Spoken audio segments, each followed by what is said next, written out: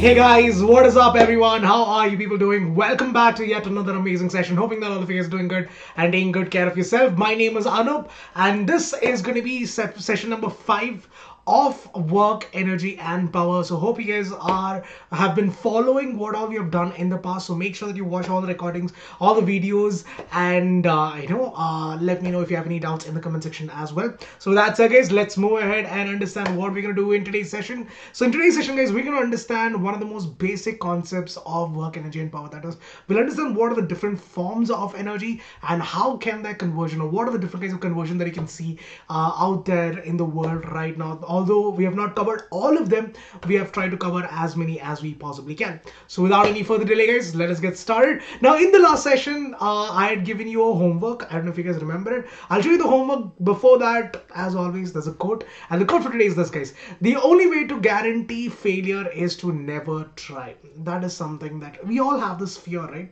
We all have this fear of failing. So what if I end up losing? What if I try it out and then I fail and people start laughing at me? And this fear kills more dreams than anything else. So please guys, don't be afraid to fail. It's okay to fail.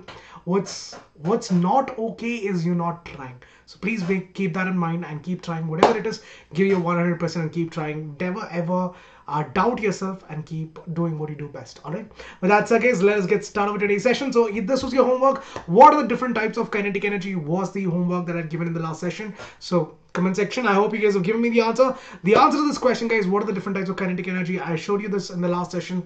There's rotational kinetic energy, translational kinetic energy and vibrational kinetic energy. These are the three types of kinetic energy, mechanical kinetic energy, that we see in the nature: rotational, translational and your vibrational kinetic energy. So that is the answer guys. With that said, let us now get into today's session, that is understanding about what are the different forms of energy.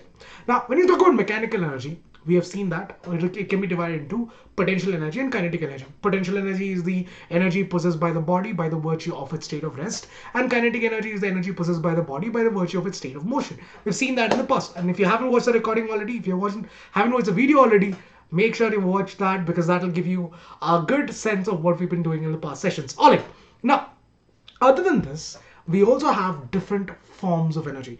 We have solar energy, heat energy, light energy, chemical energy, hydro energy, electrical energy, geothermal energy, nuclear energy, wind energy, sound energy, and magnetic energy. Yeah, in one breath. So people, yes, all of these are the different types of energy that we have out there in the nature. So let's talk about these different types of energy and how do we extract these energy and convert it to something else, because you know that energy can neither be created nor destroyed. It can only be converted from one form to another. So what are those different conversion that is happening as well? Let's talk about all of that. All right guys, so let's start with the first one, which is solar energy, the major source of energy for the entire planet, or this, I would say the entire the solar system itself is nothing but our sun. So the energy that is radiated from the sun is what is called as solar energy. The light energy that is coming from the sun, that is what is called as the solar energy. So there are different devices that use solar energy. You guys already know about it. These days it's very famous, compared to how it was before. The solar panels that you have, the solar furnaces, the solar cells, all of these convert this solar energy into electrical energy using either photovoltaic cells or photoelectric cells, however you want to call it as. So these different cells are used to convert that light energy to electrical energy, which is done in the solar panels. It is converted to heat in solar furnaces and solar cells and all. It depends on how the energy conversion happens, but ultimately that is what is solar energy. The light energy that is coming from the sun, that is your solar energy. Moving on to the next one guys, that is the heat energy. Now you have studied this in your lower grades as well. Heat is nothing but a form of energy that is produced when you burn a fuel, like in the case of coal, wood, oil, gas, any kind of fuel. When you burn it, the energy that gives you that sensation of heat, the sensation of the hotness or coldness, that is what is called as heat energy. And heat, always about heat, that it always flows from high temperature to low temperature. All of that as well. So that energy, again, here also when you talk about burning coal, wood, oil or gas, it's actually that chemical energy. The chemical energy stored inside them is what is getting converted to heat energy and light energy when you burn, wood or oil or anything like that. Then you have light energy, which is nothing but the energy that gives you the sensation of seeing things, any kind of luminous object like the sun, a candle or a lamp, anything for that matter, which produces light, which gives us the sensation of seeing things or which enables us to see things. That is what is called as light energy. Moving on, we have chemical energy. Chemical energy is nothing but the energy stored in the objects because of the chemical bonds between the atoms and molecules. The energy that is stored is called as that chemical energy. For example, if you talk about photosynthesis, one of the best examples of chemical energy, light energy falls on the leaves. The chlorophyll that is there converts it to a form that the plant can use, and that is then used for making glucose, which is stored in the form of starch. So that is one good example of chemical energy. If you talk about burning wood, that is also another example of chemical energy. You talk about candle, because the wax is getting the wax when you heat it up. What happens when it starts when you burn the wax, that gets converted to light and heat energy. That is what the chemical energy stored inside them is getting converted to light and heat. And in the case of plants, it is converted to your glucose or starch. So that is also another form of energy that you see every single day. Apart from that, you have hydro energy, the energy stored by when the water is flowing or moving water, that is called as hydro energy. So what happens is that in dams, the water are stored at very high height, which gives it a lot of potential energy. And when the water starts falling, what happens? That potential energy gets converted to kinetic energy, and that kinetic energy is then used to run the turbines, which then converts it to electrical energy, and then electrical energy is then sent out to each and every houses that we know. So that is hydro energy as well. Then we have electrical energy. You know about this already, you're well aware of it. The energy because of the moving charges, or the energy that is produced by the movement of the charges or the flow of the current, is what is called as electrical energy. I don't think I have to explain much about it, you guys know about it already.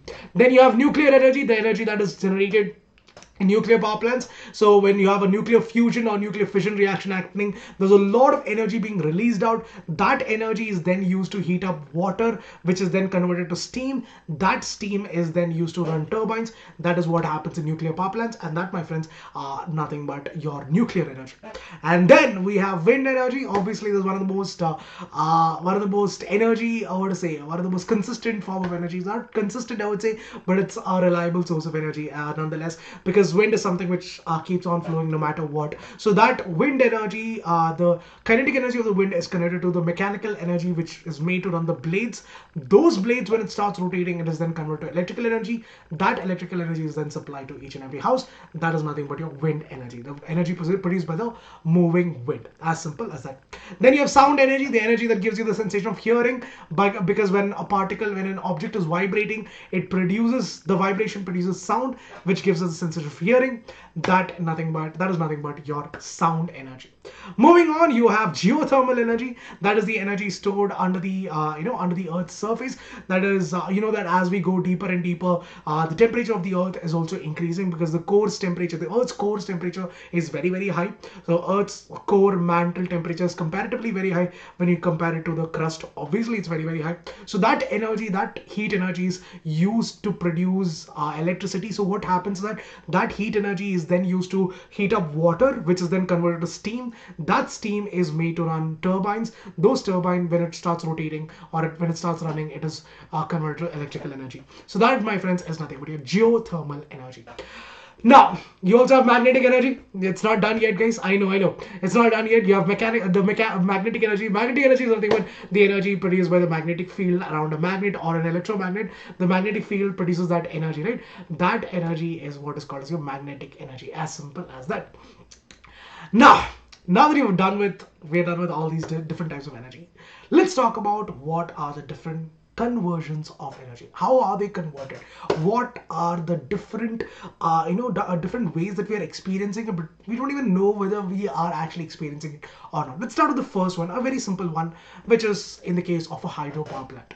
In a hydropower plant or a hydro plant, what happens is that like I told you, the water is stored at a certain height. So when this water starts falling down, the potential energy gets converted to kinetic energy. Now that kinetic energy, as it is falling down, is made to run the turbines. So it is converted to mechanical energy. That mechanical energy, when it starts rotating, that mechanical energy is then used to produce the electricity. So this, what is happening is that the mechanical energy over here, which is the rotation of the turbine, is getting converted to electrical energy, and this is one such conversion that you can see in your hydropower plants. From there, it is then sent to our houses and industries and stuff. The second kind that you have is something that you see in electric motors, where the electrical energy is converted to mechanical energy. Before we saw mechanical energy getting converted to electrical energy, you can also have it other way, electrical energy getting converted to mechanical energy, like in the case of a fan. So what is happening when you turn on the switch, the current starts flowing through it, and because of that, the fan starts rotating. So mechanical energy, so electrical energy is actually getting converted to mechanical energy in the case of motor. So any kind of object which has a motor, you can give this example directly, that over there the energy conversion is from electrical energy to mechanical energy, because there's a actual movement, the physical movement of something is happening. Moving on to the next one, we have electrical energy getting converted to heat energy in the case of a toaster, in the case of a geyser, or in the case of a microwave oven. Over there, what is happening is that electrical energy is converted to heat energy, which heats up your food, or in the case of a geyser, it heats up water. So here, electrical energy is getting converted to heat energy. Simple as that. Moving on to the next one, we have electrical energy getting converted to sound energy, like in the case of a speaker. So you're able to hear the loudspeakers, because what is happening is that the electrical energy that you supply, the current that is flowing through it, is getting converted to sound energy. That the membrane on that speaker starts vibrating, and that is what produces the sound. So here, electrical energy is getting converted to sound energy. You can also have it the other way around, like in the case of a mic. Like right now, I'm speaking to you guys. You're able to hear my voice because my voice is getting picked up by the mic, and it's getting converted to electrical energy. So sound energy can be converted to electrical energy as well in the case of mics. So here what is happening, that vibration is converted to electrical signals, that is then sent in, and it is processed further, and you're able to hear it. So you can have it the other way around as well. It's not just that electrical energy gets converted to sound energy. Sound energy can also be converted to electrical energy in the case of these microphones that you have.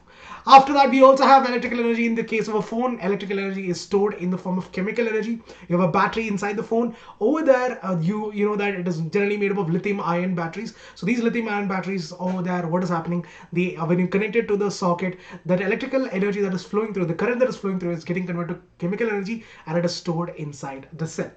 You can have it the other way around, like in the case of the batteries. Over here, what is happening? Chemical energy is getting converted to electrical energy. So in a case of a simple battery, a AAA size battery or a AA size battery, over there the energy is stored in the form of chemical energy. So when the chemical reaction happens, there it is then producing the electrical energy, or forces the electrons to start flowing, and thus producing electrical energy. Simple as that.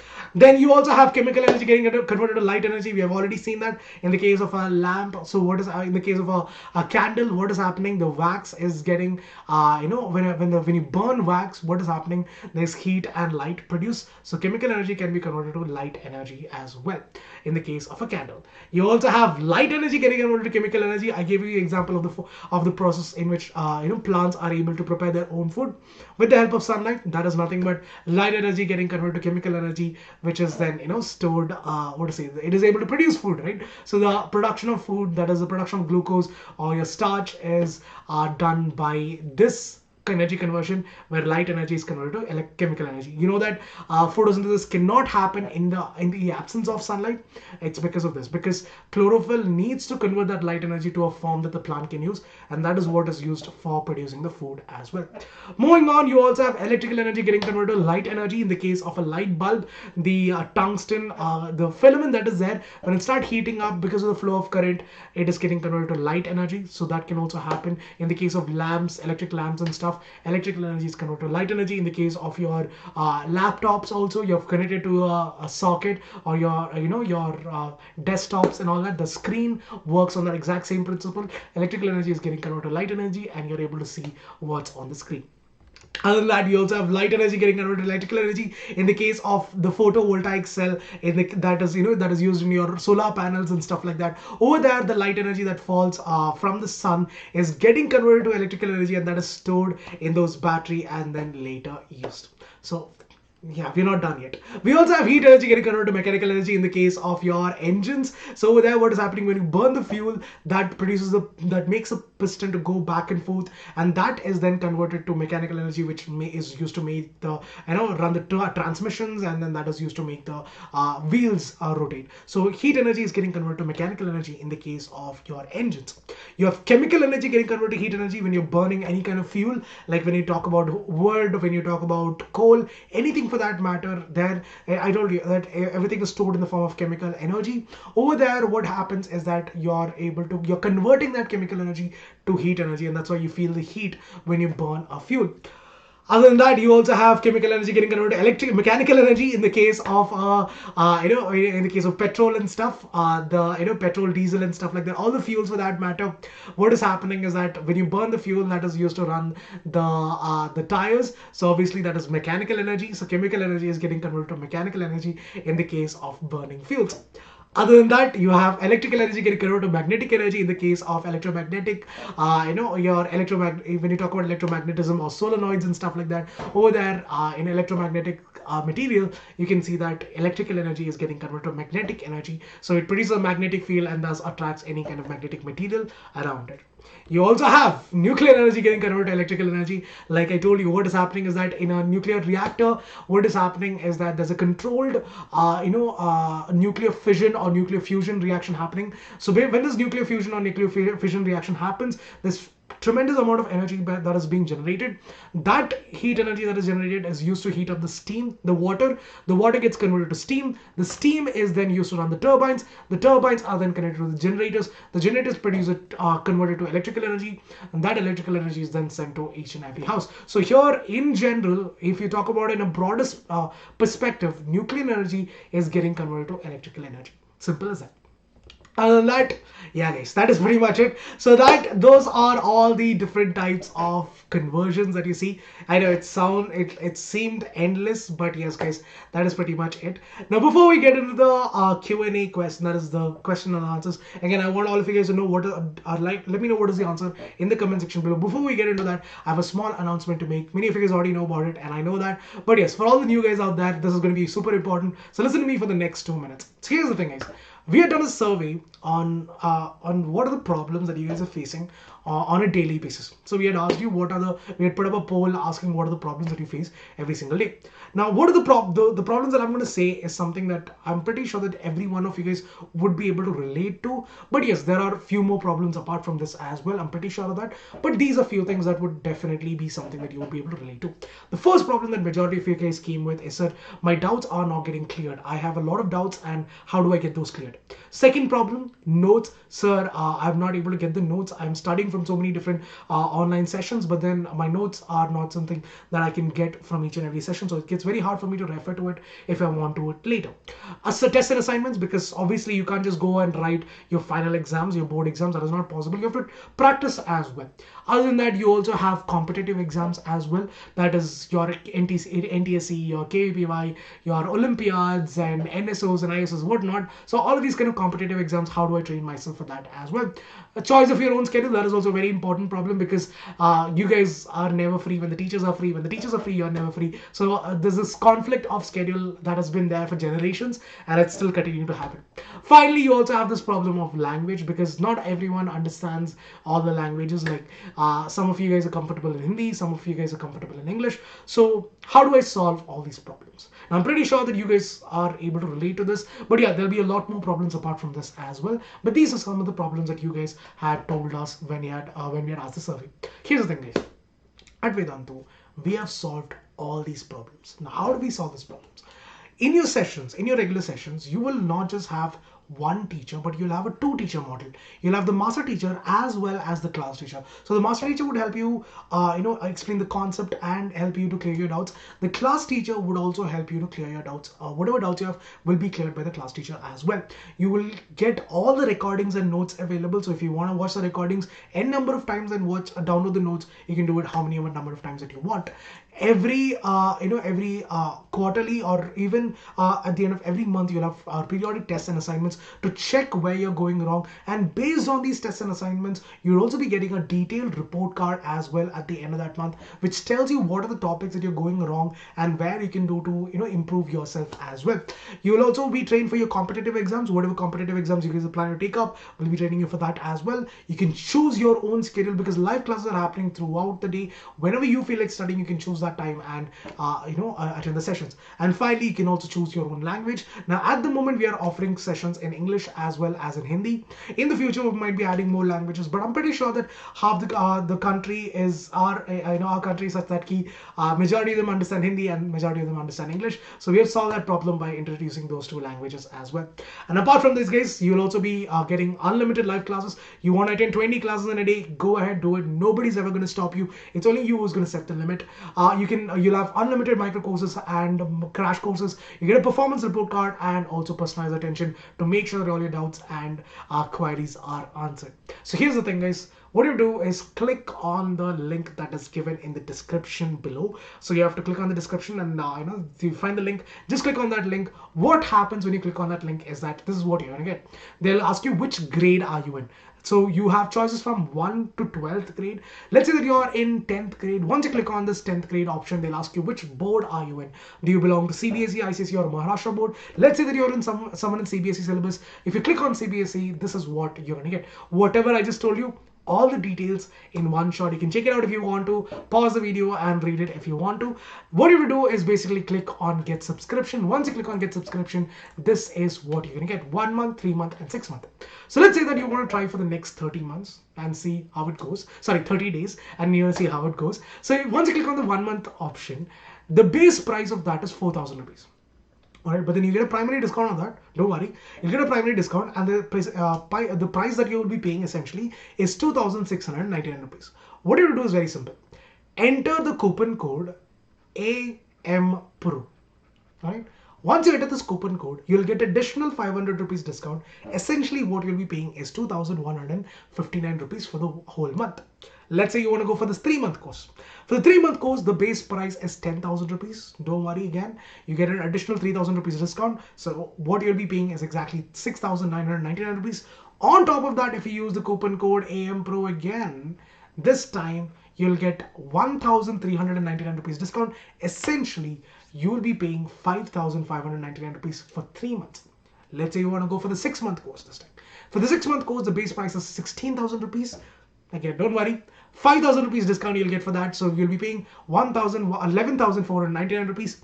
If you use the coupon code, once again, AMPRO, you'll get an additional 2,299 rupees discount. And for 6 months, you'll be paying just 9,199 rupees. Do check it out, guys. I'm pretty sure that you'd find it really, really helpful. So the link is there in the description. Remember this coupon code AMPRO and avail the opportunity. Learn from the best of the best. So that is all I have to say, guys. With that said, people, let's now solve some questions and answers. Now, I want all of you guys to let me know what is the answer in the comment section below. I don't want you guys to write down the entire answer. It does not matter, but I at least want you to tell me know which option it is if you're too lazy. But make sure that you pause the video and let me know what is the answer in the comment section below. Don't ever directly expect me to give you the answer. That's something that I want you guys to do. It's a practice. It's going to be a good practice which would help you do better in your exams. So here's the first question, guys. What type of energy is possessed by fossil fuels? Potential energy, electrical energy, chemical energy, or geothermal energy? What is the energy possessed by fossil fuels like, coal, petroleum, diesel, and all of that? The answer, guys, you already know about it. It's nothing but chemical energy. The chemical energy is what is converted to heat energy in the case of your cars and vehicles and stuff like that. Over there, that heat energy is then used to is converted to mechanical energy. So the energy stored over there is chemical energy. Second question. Let me know what is the answer in the comment section below. Energy possessed by fast moving water is what? Wind energy, electrical energy, hydro energy, or geothermal energy? Energy possessed by fast moving water. You've seen that already. Let me know what is the answer in the comment section below. The answer is very straightforward, guys. It's hydro energy. No doubt about it. It's because of the flowing water. There's the energy that is possessed by it is nothing but hydro energy.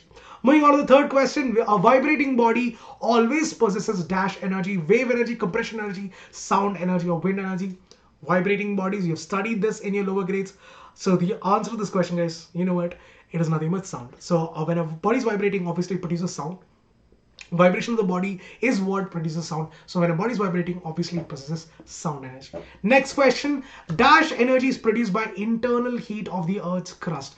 Thermal energy, geothermal energy, chemical energy, or nuclear energy? Answer, comment section. Answer to this question, guys, is option number B. No doubt about it. It's geothermal energy. Basically, the energy possessed, like I told you, the heat energy that is there in the Earth's crust, that is what is geothermal energy, which is converted into electrical energy by heating up the water.